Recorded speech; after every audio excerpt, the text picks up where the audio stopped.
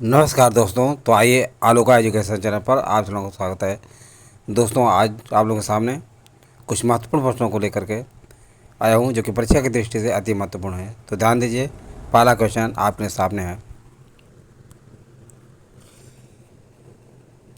किस मंत्रालय द्वारा प्राथमिक शिक्षा के सार्वभौमिकरण हेतु 1995 में से मध्याह्न भोजन योजना प्रारंभ किया गया था? तो मानव संसाधन विकास मंत्रालय के द्वारा। किसके द्वारा? मानव संसाधन विकास मंत्रालय के द्वारा। एंड्रयू योगी किस शिक्षा का दूसरा नाम है? तो प्रौढ़ शिक्षा का दोस्तों जो है एंड्रयू योगी दूसरा नाम है। संगम योजना का उद्देश्य किससे संबंधित है? तो विकलांगों से दोस्तों जो है संगम योजना का संबंध है।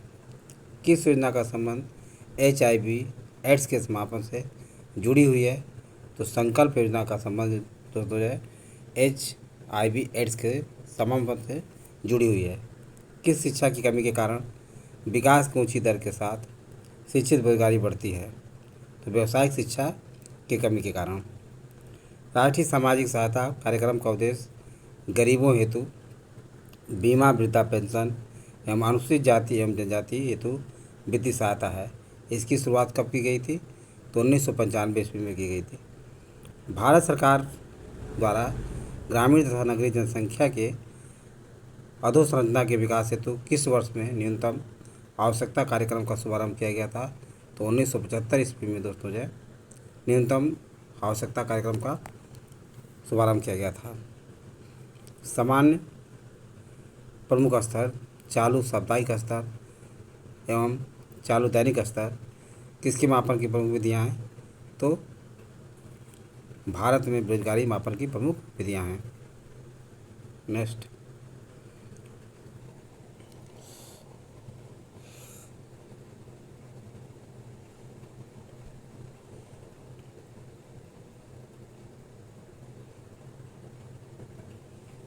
श्रीमती इंदिरा गांधी जी के द्वारा किस पंचवर्षीय योजना में गरीबी उन्मूलन का नारा दिया गया था? तो छठी पंचवर्षीय योजना में श्रीमती इंदिरा गांधी जी के द्वारा गरीबी उन्मूलन का नारा दिया गया था। बंधुआ मजदूर उन्मूलन अधिनियम 1976 में पारित किया गया, किंतु यह अधिनियम कब से प्रभाव में मान लिया गया? तो 25 अक्टूबर सन 1975 ईस्वी को दोस्तों यह अधिनियम प्रभाव में मान लिया गया था। गांधी जी के दांडी मार्च से प्रेरित होकर किस नेता ने केरल में एक मार्च निकाला था कि कलप्पन कहाँ से कहाँ तक? कालीकट से पोयानूर तक। किस भारतीय नेता ने भारत शासन अधिनियम 1935 को गुलामी का अधिकार पत्र कहा था? तो जवाहरलाल नेहरू ने। दूसरे सविनय अवज्ञान आंदोलन की अवधि क्या थी? दिसंबर 1931 से अप्रैल 1934 तक।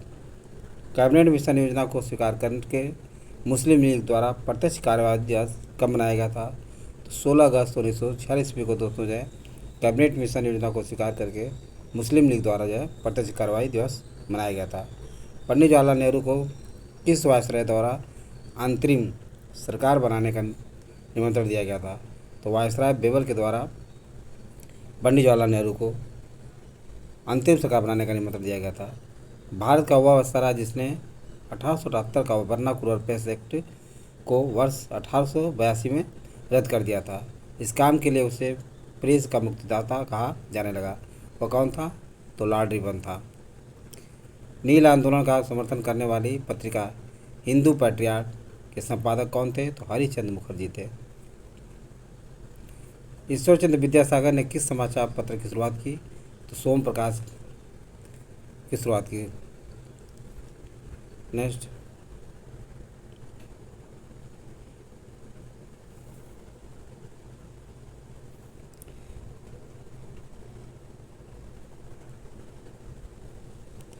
साइमन कमीशन श्वेत कमीशन के भी नाम से जाना जाता है। किस वर्ष नियुक्त किया गया था? तो वर्ष 1927 ईस्वी में। साइमन कमीशन का गठन क्यों किया गया था? तो भारत शासन अधिनियम 1919 के मांडलिक जमस्फोट सुधार की समीक्षा हेतु किया गया था। भारतीयों ने साइमन कमीशन का आविष्कार क्यों किया था? क्योंकि इसमें कोई भी भारतीय सदस्य नहीं था, इसीलिए साइमन कमीशन का विरोध किया गया था। साइमन कमीशन के विरोध में हुए लाठीचार्ज में लाला लाजपत राय घायल हुए तथा कुछ दिनों बाद उनकी मृत्यु हो गई। साइमन कमीशन की नियुक्ति किसने की थी? तो बर्किन हेड के द्वारा साइमन कमीशन की नियुक्ति की गई थी। साइमन कमीशन को किस अन्य नाम से जाना जाता था? तो साइमन कमीशन को श्वेत कमीशन के नाम से भी जाना जाता था। साइमन कमीशन का समर्थन किस भारतीय ने किया था? ध्यान रखिए दोस्तों, डॉक्टर भीमराव अंबेडकर द्वारा साइमन कमीशन का समर्थन किया गया था। साइमन आयोग की नियुक्ति के समय किसके द्वारा भारतीयों के समक्ष सर्वसम्मति से संविधान बनाने की चुनौती रखी गई थी? तो बर्किन हेड के द्वारा रखी गई थी। मोतीलाल नेहरू की अध्यक्षता वाली समिति ने अगस्त 1928 में अपनी रिपोर्ट प्रस्तुत की, जिसे नेहरू रिपोर्ट के नाम से जाना गया है। इस रिपोर्ट में भारत के नए डोमिनियन संविधान का प्रारूप प्रस्तुत किया गया था। वर्ष 1892 में लिबरल पार्टी की टिकट पर ब्रिटिश हाउस ऑफ कॉमन्स में चुने जाने वाले पहले भारतीय कौन थे? तो दादा भाई नौरोजी थे। नेक्स्ट,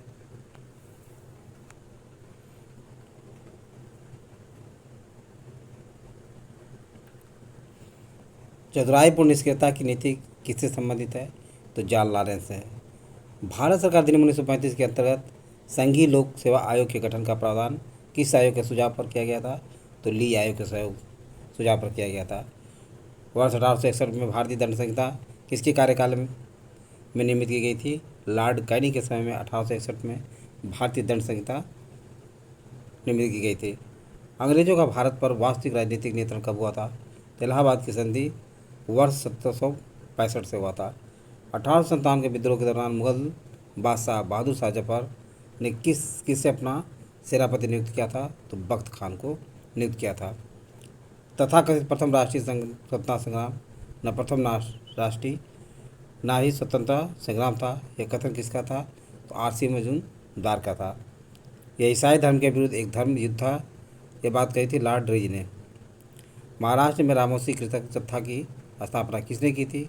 तो बसदेव बलवंत फड़के द्वारा जो है महाराष्ट्र में रामोसी कृतक जत्था की स्थापना की गई थी। मानव बलि प्रथा मौर्य का निषेध करने के कारण अंग्रेजों के विरुद्ध किस जनजाति ने विद्रोह किया था? तो खूंड जनजाति ने विद्रोह किया था। गोविंदगिरी ने मेवाड़, बांगड़ और आसपास के क्षेत्र में निवास करने वाले भीलों में सामाजिक सुधार के लिए कौन सा आंदोलन प्रारंभ किया था? तो लसूड़िया आंदोलन प्रारंभ किया था। रेडियो सक्रियता की माप किसके द्वारा की जाती है? तो गेगर काउंटर के द्वारा की जाती है। नेक्स्ट,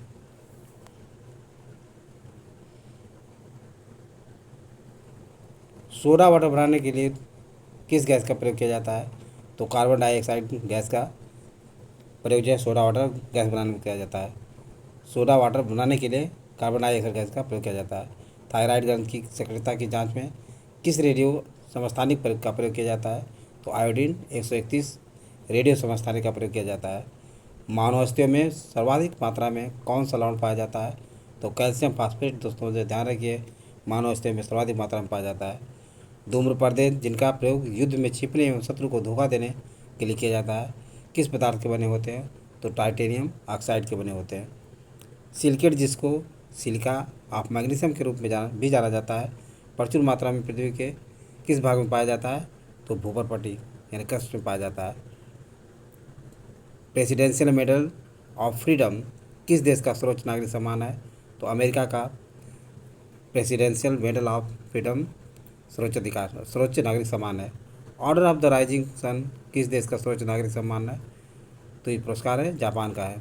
भारत में सर्वप्रथम पंचायती राज प्रणाली का शुभारंभ कब और कहाँ हुआ था? तो 2 अक्टूबर 1959 को नागौर राजस्थान में हुआ था। किस अनुच्छेद के तहत पंचायत को संवैधानिक दर्जा प्रदान किया गया? तो अनुच्छेद 243 के अंतर्गत दोस्तों जो है पंचायत को संवैधानिक दर्जा प्रदान किया गया था। नेक्स्ट,